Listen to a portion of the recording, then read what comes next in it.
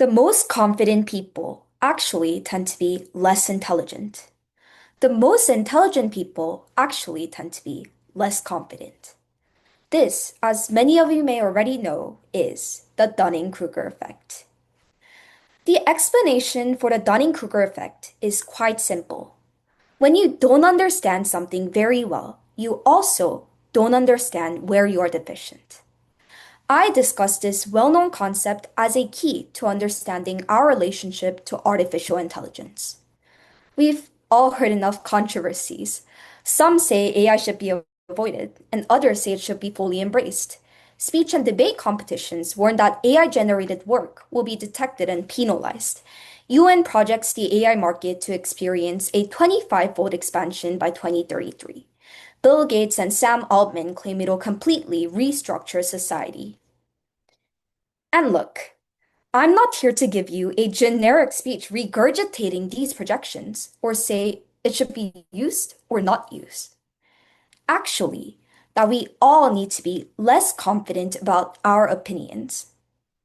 Today, I'll talk about the common problem across all of these opinions: overconfidence in our understanding of AI. Two misunderstandings: using and recognizing. One, we think we are skilled in using AI. A study led by Professor Robin Welsh from Aalto University on large language models shows users' significant inability to assess their own performance accurately when using such models. It boosts confidence while not being literate in the software. Most users did not prompt ChatGPT more than once per question. Most users did not critically assess their own projects.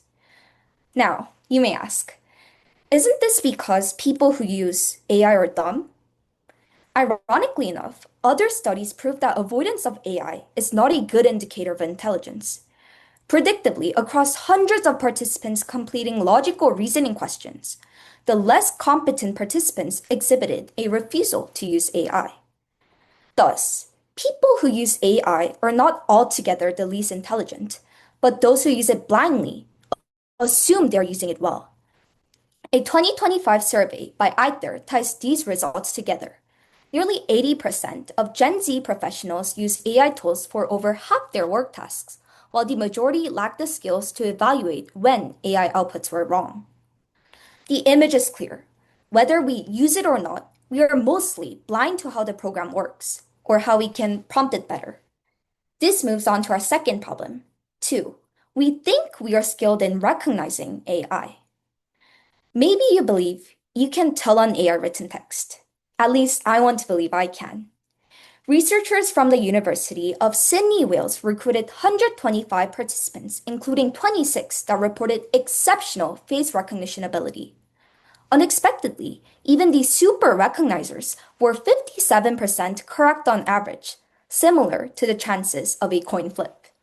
A similar study on AI detection software published in Advances in Simulation showed even AI-trained software was only detecting human writing by random chance.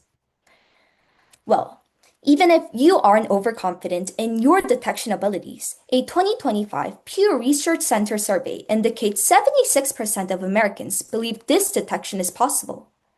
Anecdotally, I often think I can detect AI slop. And this gap is the problem at the most fundamental level.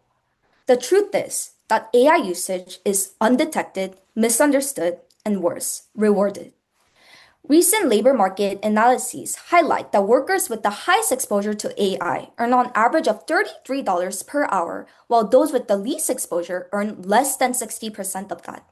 Studies on Nature's academics show over 50% of them already use AI tools for peer review. My thesis is simple. We don't understand AI, but we think we do. I have three simple solutions: evaluate, educate, and compete. Number one, we need to evaluate our processes and not the outcome. The Edinburgh School of Health and Social Science defines two broad methods of evaluating any policy. First, outcome and impact-based. Second, process-based. Our priority in evaluating someone's work and their outcome, especially when we are currently devoid of ways to detect AI usage, rewards blanket AI use, not the learning process or effort itself. Simply making all evaluations focus more on the process can embrace AI while focusing on rewarding human merit. Investing into more proctoring technologies can help evaluate the process through which someone thought independently or even how they creatively and authentically implemented AI. Number two, we need to rigorously educate AI literacy. Our lack of understanding of AI comes from a lack of education on what that skill even means. And this is AI literacy. The Teaching Commons initiative at Stanford University already has frontier guidelines on what this literacy training should look like, including functional, ethical, rhetorical, and pedagogical teachings of AI. We need to look for these models, invest more into adopting them early on in the classroom, and fight for these policies. Number three, we need to start competing on AI usage skills as its own merit. Developing clever and ingenious uses of AI comes from acknowledging the inevitability of technological advancement. AI has proved to be convenient and even resourceful when used correctly. We need to, then, start focusing on sharpening that correct usage. New ways of evaluating someone's skill in using AI can cause healthy competition. Many AI companies, ranging from Microsoft, OpenAI, Avangrid, DevPost, host annual promptathons for creative prompts and critical reviews that generate good or unexpected responses. The Dunning-Kruger effect teaches us that ignorance isn't bliss, but a threat. It comes with overconfidence and blindness. So, the real danger isn't machines taking over our society, but within us. So, before we fear AI, we should fear our certainty first.